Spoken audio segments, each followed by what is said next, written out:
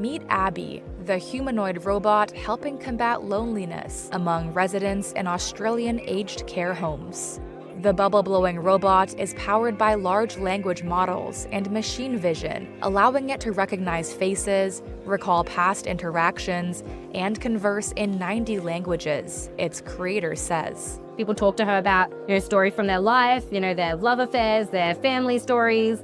They don't see her as a robot, they see her as a friend.